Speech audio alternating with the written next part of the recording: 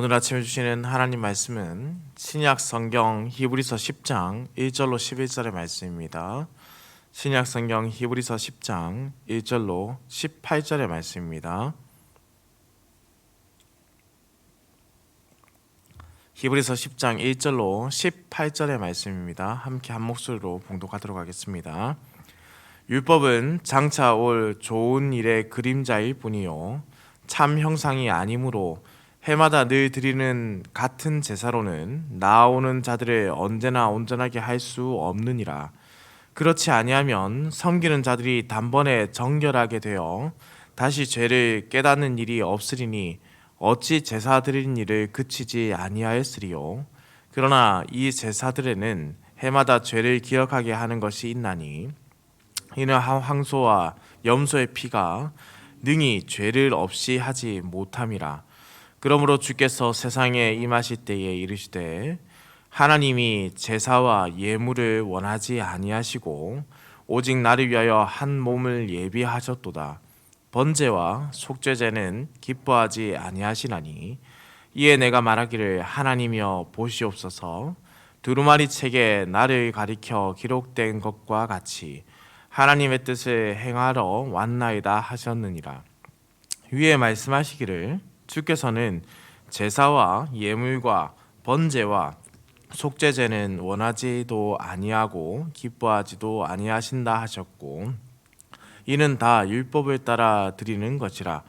그 후에 말씀하시기를 보시옵소서 내가 하나님의 뜻을 행하러 왔나이다 하셨으니 그 첫째 것을 폐하심은 둘째 것을 세우려 하심이라.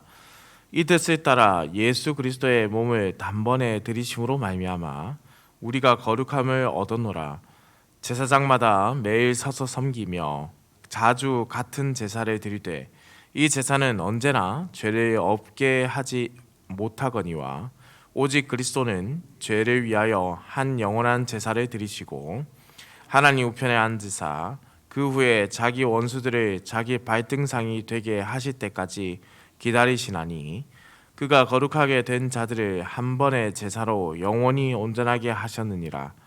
또한 성령이 우리에게 증언하시되 주께서 이르시되 그날 후로는 그들과 맺을 언약이 이것이라 하시고 내 법을 그들의 마음에 두고 그들의 생각에 기록하리라 하신 후에 또 그들의 죄와 그들의 불법을 내가 다시 기억하지 아니하리라 하셨으니 이것들을 사하셨은즉 다시 죄를 위하여 제사 드릴 것이 없느니라. 아멘. 오늘 본문 말씀을 시작할 때에 율법은 장차 올 좋은 일의 그림자일 뿐이요 라고 합니다. 그래서 이 말씀이 율법을 아주 좋지 않은 것으로 비춰지게 하는 경향, 그래서 그렇게 이해하는 경향이 있습니다. 그러나 그러한 내용이라기보다는 어제 말씀에서 배운 대로 장차 오실 좋은 것들의 그림자, 곧 반복적으로 드리는 제사가 아니라 단번에 완성하신 예수 그리스도의 하나님 앞으로 나아간 그 제사를 설명하기 위해서 대조하는 것이지 그것이 좋지 않다라는 것은 아닙니다. 해마다 반복되는 대속죄일의 제사는 사실 죄를 자각하는 의미를 가지고 있습니다. 죄를 깨닫게 한다는 것이죠. 그래서 2절에 보시면 죄를 깨닫는 일이 반복되지 않으면 없어지기 때문에 필요하다라고 말씀하고 있습니다. 황소와 염소의 피로는 결코 그 죄라는 것을 완전하게 해결할 수 없다는 것. 그래서 이 모든 것의 모형이 아니라 바로 그 실제이신 예수 그리스도가 반드시 필요하다라는 것에 대한 논증의 방법이라는 것입니다. 그래서 곧 삼위 하나님의 뜻이자 섭리이며 계획의 완성이신 예수 그리스도를 바라보게 하고 있습니다. 오늘 본문은 하나님께서 제사와 예물과 번제와 속죄제를 원하지도 기뻐하지도 않으신다라고 말씀합니다. 이러한 제사를 하나님께서 싫어하시기 때문에 기뻐하지 않는다고 말씀하셨을까요? 그렇지 않습니다. 결코 그렇지 않습니다. 그렇다면 주께서 이렇게 가르쳐 우리에게 그것을 가르쳐서 행하라, 과거 구약시대 이스라엘에게 그렇게 하라 말씀하실 필요가 전혀 없습니다. 그렇다면 우리가 이 말씀을 어떻게 이해해야 하겠습니까? 바로 이 모든 것이 근원적으로는 한계를 가지고 있다는 겁니다. 한계를 가지고 있다. 이를 대신하는 한 몸, 그것을 그리스도께서 취하시고 내가 하나님의 뜻을 행하러 왔나이다 라고 응답하시는 것은 아들의 그 순종, 하나님의 아들의 그 순종을 통해서 율법이 그동안 알려주었던 그리고 규정해 왔던 옛 제의제도가 더 이상은 예수 그리스도로 말미암아 더 이상은 그 제의제도가 필요하지 않다라는 것을 말씀하는 것이죠. 그래서 예수께서 이루신 그 제사만을 우리 하나님께서 유일하게 받으시고 그것만이 이제 합당한 제사가 되었다라는 말씀입니다. 10절은 이 제사로 인해서 우리가 어떻게 되었다라고 말씀하냐면 거룩함을 얻었다라고 하고 있지 않습니까? 사실 이 본문 말씀을 보다 명확하게 헬라어 번역을 본다면은 거룩하게 되었다라고 해석해야 합니다. 거룩하게 되었다. 완료 시제 분사를 사용하기 때문입니다. 완료되었다라는 겁니다. 우리의 신분이 근본적으로 하나님 앞에서 변화되었다. 거룩하게 된 신분이 되었다라는 겁니다. 이것이 그리스도께서 드린 제사의 결과물이죠. 우리는 이제 거룩한 백성이 되었다. 거룩한 백성, 곧 성도가 되었다라는 것을 의미합니다. 흥미로운 것은 11절에 보시면은 이 제사장들이 어떻게 섬기는가라고 기록되어 있는데 이 제사장들은 서서 섬기고 있지 않습니까? 그런데 12절에 예수 그리스도께서는 어떻게 하고 계시냐면 하나님의 우편에 앉아 계신다라고 하고 있습니다. 학자들이 이를 두고 이 말씀의 구절을 이해함에 있어서 제사장들은 모두 서 있는 상태로 묘사하는 것은 그들의 직무라는 것이 종결되지 못했다라는 것을 암시적으로 그것을 알려주는 것이라는 뜻이죠. 그래서 매일 반복적인 제사를 드림에도 불구하고 실효성이 따르지 않는, 그래서 계속적으로 드려야만 하는, 그렇기 때문에 서서 있다라는 것을 강조하고 있다면 예수님의 제사는 예수님께서 앉으심으로 이미 만족스럽게 종결되었다라는 것을 강조하고 있다라고 해석합니다. 예수님께서 드리신 이 단번에 드리신 이 제사는 그래서 영원하며 완전하신 제사라는 뜻이죠. 주께서 우리를 거룩하게 하시고 온전하게 하셨습니다.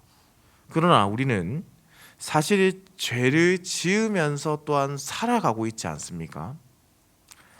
온전하게 하셨다라고 하는데 왜 우리가 죄를 지으며 살아가게 되는 것일까요? 여기서 온전하게 하셨다는 것은 우리가 우리 자신의 형편이나 조건에 근거해서 온전하게 된 것을 뜻하지 않습니다. 그리스도의 완전한 제사로 말미암은 온전함이라는 뜻입니다. 그렇다면 우리는 우리의 의지로 온전하게 살아가는 것이 아니라 온전하신 예수님을 의지할 때 그 온전함이란 것을 온전히 이룰 수 있다라는 것을 깨닫게 되죠. 바로 지난 수요일에 제가 세미나 중에 말씀드렸던 바로 그 진리의 성읍에 거하게 된다는 것. 진리와 공의로 행하시는 예수 그리스도로 말미암아 우리를 하나님께서 그렇게 만들어 가신다는 것을 표현하는 것입니다.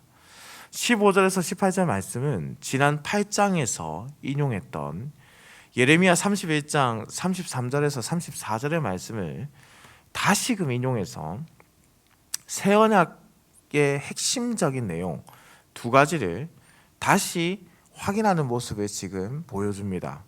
하나님의 법을 우리 마음에 새기겠다라는 것, 우리의 죄를 용서하사 다시는 주께서 기억하지 않으시겠다라는 것, 바로 그것이 이 말씀의 핵심이라는 뜻이죠. 이 약속들이 바로 다른 것이 아니라, 다른 어떤 것으로 만든 것이 아니라, 다른 어떤 것으로 해결한 것이 아니라 바로 예수 그리스도의 온전하신 그 순종의 제사로 이루어졌다. 우리가 그렇게 거룩하게 되었다. 하나님께서 우리를 그렇게 바라보신다. 우리를 그렇게 만들어 가신다.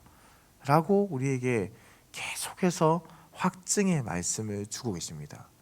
우리가 계속 두려워하기 때문에, 우리가 죄라는 것을, 자꾸 우리가 죄라는 것에 두려워하며 자유함을 누리지 못하는 마음을 가질까? 우리 주께서 이렇게 확증의 말씀을 몇 번이고 몇 번이고 몇 번이고 우리 마음에 새겨주시는 것이고, 그렇게 살아가도록 또한 이끄시는 것이죠. 그래서 18절은 이것을 요약해서 우리에게 설명해서 알려주십니다. 이것들을 사하셨은즉 다시 죄를 위하여 제사를 드릴 것이 없느니라. 아멘. 다른 제사, 다른 드림은 더 이상 필요하지 않다. 이 제사는 이대로 완전하고 온전하면서 단번에 영원히 이루신 사역임을 확증하여 선포하는 것이죠. 이보다 큰 은혜가 도대체 어디에 있으며, 인간 스스로 죄를 어떻게든 해결해야 하는 이 세상의 모든 종교와 비교해 보았을 때 어디에 은혜가 더 있는 것인지를 살펴만 보아도 참된 종교가 어떠한 것인지, 참된 믿음이 어디서 나와야 하는지를 우리가 발견할 수 있지 않겠습니까? 사랑하는 흥덕향상교 성도님들, 우리가 함께 이 은혜를 지금 누리고 있다는 것을 기억하시기를 소망합니다. 우리가 누리는 이 은혜의 언약을 우리가 얼마나 그동안 감사하며 묵상하며 누리며 살고 있었는지 또한 돌아보는 우리의 삶이 되기를 소망합니다. 다시 이룰 필요가 없는, 그래서 해마다 반복해서 드려야 하는 그런 제사, 그것이 아니라 다른 것을 의지할 필요가 없는 오직 단 하나, 예수 그리스도의 피만 의지하면 되는 이 은혜의 제사가 우리에게 이루어져 있다라고 말씀합니다. 사랑하는 성도님들, 우리 주님께서 이루신 이 사역은 온전한 사역임을 성경이 반복해서 우리에게 알려주고 있습니다. 그러니 우리도 이 사역의 능력을 온전히 믿기를 소망합니다. 동시에 우리의 부족함과 연약함이 구원의 동력을 잃어버리지 않는다는 것을 기억하며 감사하는 삶이 되시기를 소망합니다. 우리가 이 구원을 잃어버린 것이 아닙니다. 하나님께서 이미 우리를 택하셨고 거룩하게 하셨고 나에게 은혜를 주시기로 작정하셨습니다. 그럼에도 불구하고 우리에게 주어진 은혜가 너무나도 크다는 것을 더욱 강하게 느끼면서 예수 그리스도께 붙어있는 올 한 해가 되기를 소망합니다. 우리가 의지할 것이 주밖에 없으시다. 예수밖에 없으시다. 우리의 죄를 해결하신 분이 예수 그리스도밖에 없으시다. 우리가 주의 은혜로 하나님께 나아갈 담력을 얻게 되었다. 더욱 이 은혜를 깊이 있게 묵상하는, 그래서 이 은혜가 나에게 어떠한 의미인가를 나의 부드러운 마음에 새겨주신 그 은혜의 말씀, 앞으로 우리가 어떻게 주님을 예배해야 될지를 성령께서 알려주실 때마다 참된 감격으로, 주를 향한 참된 감격으로 영광의 제사에, 바로 예배에 참여하는 우리 흥덕향상교회 성도님 되시기를 우리 주님의 이름으로 축원합니다. 기도드립니다. 사랑과 은혜가 풍성하시며 인간의 생사화복을 주관하시는 살아계신 우리 하나님 아버지, 하나님의 놀라운 사랑과 그 은혜에 감사와 찬송을 올려드립니다. 비록 부족하고 연약한 죄인이었으나 우리 예수님의 놀라운 그 희생의 제사로 인하여 하나님께 나아갈 의인으로 칭함을 받았음을 믿습니다. 이 믿음이 결코 흔들리지 않게 하시고 오직 우리 주만 바라며 살아가는 인생이 되게 하여 주시옵소서. 하나님 아버지, 그럼에도 우리의 부족하고 연약한 그러한 부분이 혹이나 구원의 끈을 놓치게 만드는 것은 아닐까 두렵고 떨리는 마음을 가진 자가 있습니다. 그러한 자들에게 우리 예수 그리스도의 단번에 이루신 이 희생의 제사를 더욱 믿음으로 바라볼 수 있도록 성령께서 도우시고 우리들 또한 믿음으로 삶의 자세가 달라지는 은혜의 역사를 허락하여 주시옵소서. 또한 우리가 받은 이 은혜가 결코 가벼운 것이 아님을 기억하며 구원받은 자로서의 삶을 합당하게 살아내도록 성령께서 우리의 삶을 인도하여 주시옵소서. 오늘도 운전하는 모든 성도들의 운전대를 붙잡으시고 들어가거나 나가거나 복을 누리는 성도들이 되게 하시며 급하고 어려운 소식이 없도록 우리 주님께서 항상 우리 성도들의 삶 가운데 인도하시고 도우시고 지켜주시는 은혜를 더하여 주옵소서. 감사해드립니다. 살아계신 우리 주 예수 그리스도의 이름으로 기도드립니다. 아멘.